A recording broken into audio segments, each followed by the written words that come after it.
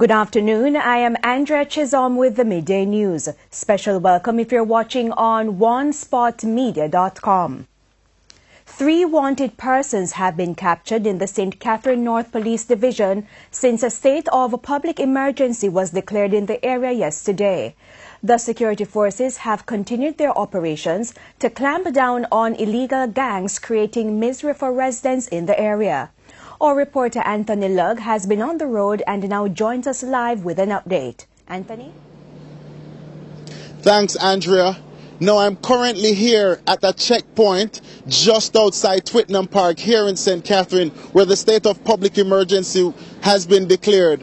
Now, Andrea, I must point out that we've been here since about 6:30 this morning, and there's a lot of activities that have been taking place. So I must tell you, however, that all public passenger vehicles going in and out of Spanish Town are being searched. This morning, passengers were asked to leave the bus, and they were searched, but that did not sit well with a lot of passengers as they complained about the inconvenience and the delays.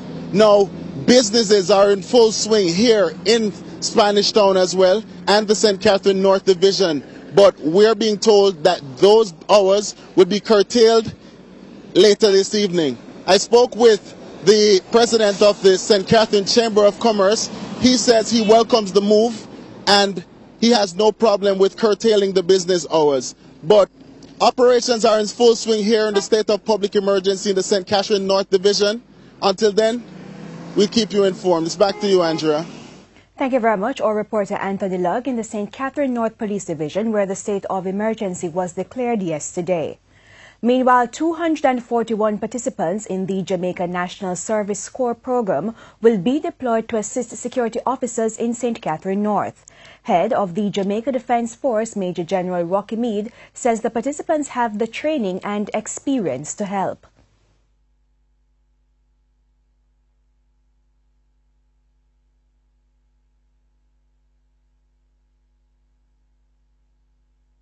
They'll be used primarily for operational support and administration, and we certainly want to thank these JNSC personnel for their extremely valuable contribution to national security and encourage them to take advantage of this important, valuable learning opportunity, which is the final stage of their preparation before converting to the regular force. Major General Anthony Anderson was this morning sworn in as the new police chief. He took the oath of office during a brief ceremony at the Office of the Police Commissioner in St. Andrew. The ceremony was conducted by Assistant Commissioner of Police Bishop Gary Welsh. Following the ceremony, a brief session was held with area and section commanders. In other news, focus on being more productive and not just salary packages. That's the charge to public sector workers from the Finance Minister Odisho amidst wage negotiations with unions representing the workers. He was addressing the Jamaica Labour Party's Area 3 Council meeting in Manchester yesterday. This can't be about salaries every time we talk, but it has to be about productivity. Improving the productivity of every public sector worker. Because productivity is part of what is going to drive the economy to perform more. Productivity is what is going to help us to achieve wealth in the economy. Mr. Shaw also took a jab at the opposition. Don't allow Peter Phillips and Mark Golding to come in here to lower your ambition and bring people down and be grudgeful. The Jamaica Teachers Association is expected to decide today if it will accept government's 16% wage offer over 4 years. The Police Federation and the technocrats from the Finance Ministry have also been locked in a meeting since 8 o'clock. The police is praising the improved relationship between the nation's citizens and the security forces as they try to put a dent in the country's crime problem. As TVJ's Shane Masters reports, the fruits of the relationship is evident. More calls to Crime Stop and other crime tip lines, and a survey revealing more citizens are working with the police to fight crime in Jamaica. Assistant Police Commissioner Fitz Bailey, who heads the Counterterrorism and Organized Crime Investigation Branch CTOC, says he's seeing positive results. For the first time in the country, the JCF was able to bring down one criminal organization fully. 25 people were arrested, including the leader of the particular gang. That effort was as a result of someone who saw and who had a concern and decided to speak. And coming out of that, one person were able to effect that arrest. And included in that arrest were 2 police officers. While admitting that corruption is on the decline across the country, Executive Director of the National Integrity Action, Professor Trevor Monroe, warns there's still a far way to go. Anybody here believe in some little youth or young, community that behind that? Yet, up until now, we see no big person investigated, tried and convicted for bringing those murderous weapons into Jamaica. Somebody chat too soon. Somebody give it away and allow the big fish to escape. Meanwhile, he notes that improved operations have helped reduce corruption at certain government agencies. So you don't have to take long to get a passport again. I tell you my experience, you have what you call an expedition fee. You pay that in the morning and you get your passport in the afternoon. So it don't make sense you go behind the corner or around the back, go bribe anybody, because you can get it straight. And that is one of the reasons why less and less Jamaicans. 2006, it was half of our population. 57% of Jamaicans were saying, boy, sometime it's right to pay a bribe. That is now down to 27%. O'Shane Masters, TVJ News. State Minister in the Ministry of National Security, Pernell Charles Jr., says investigations are still underway into the tunnel found at the Tower Street Adult Correctional Center. He was speaking on TVJ's Smile Jamaica this morning.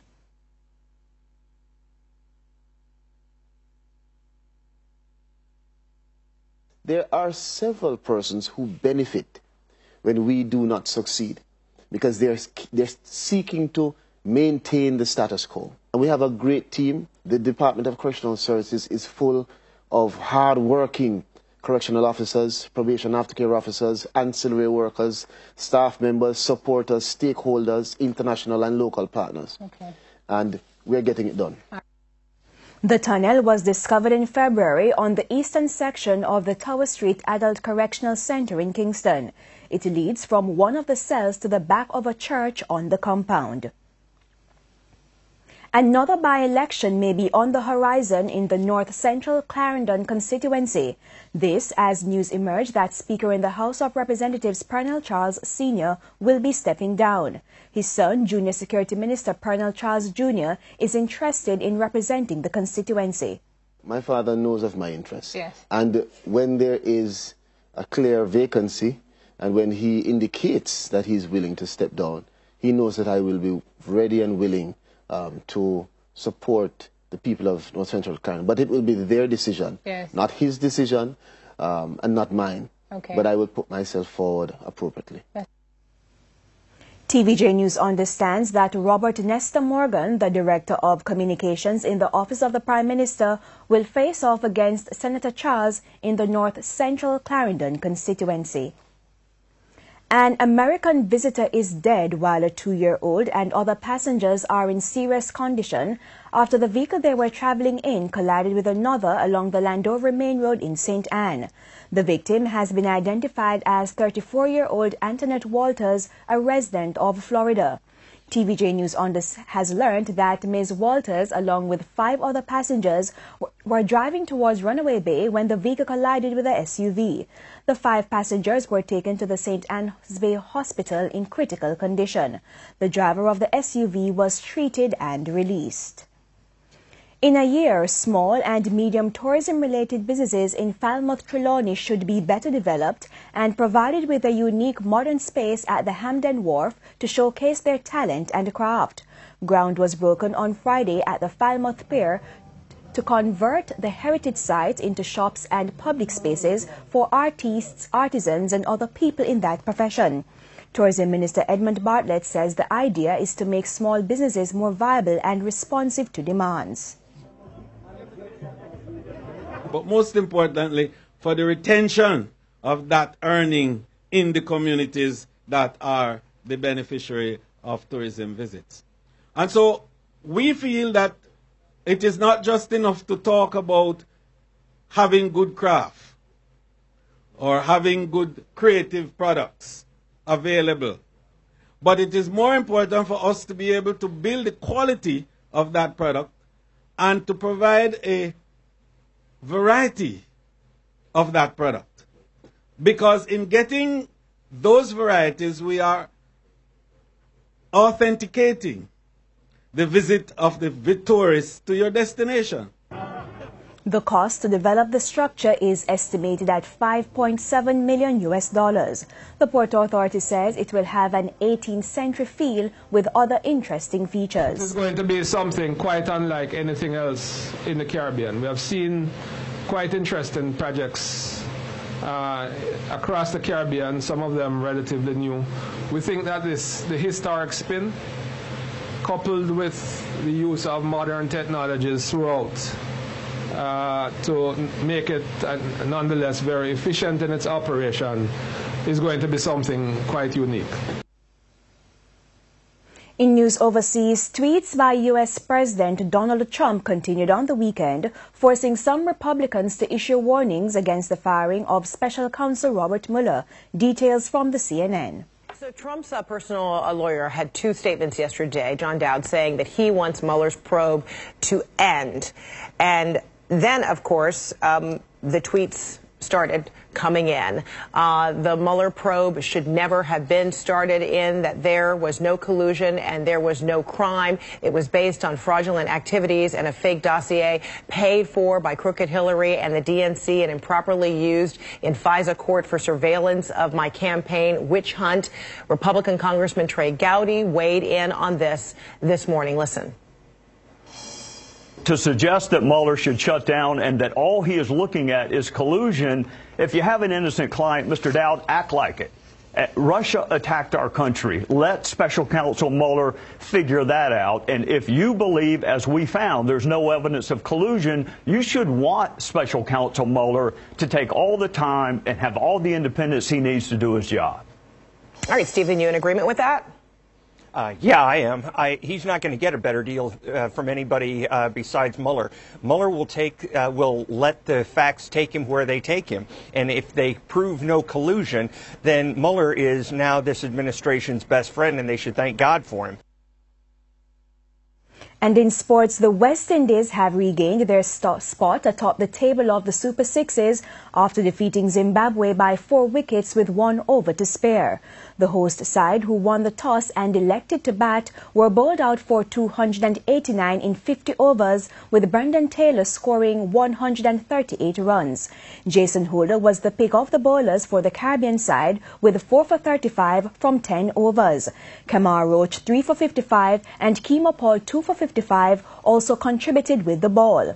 In reply, despite losing Chris Gale for 17 runs at 38 for 1 and Evan Taylor for 64 at 110 for 2, Marlon Samuels and Shea Hope gave the Windies a platform with a 135-run wicket partnership in 22.3 overs. And that's the Midday News. I'm Andrea Chisholm. Do remember to join us at 7 for the Primetime News Package. On behalf of the news, sports and production teams, good afternoon.